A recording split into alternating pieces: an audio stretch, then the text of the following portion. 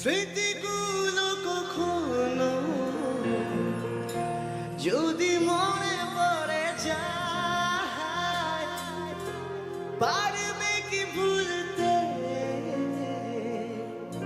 তুমি কখনো আমায়? ভোলা কি যায় গো সে প্রথম প্রেমের রঙিন ছোঁয়ায়।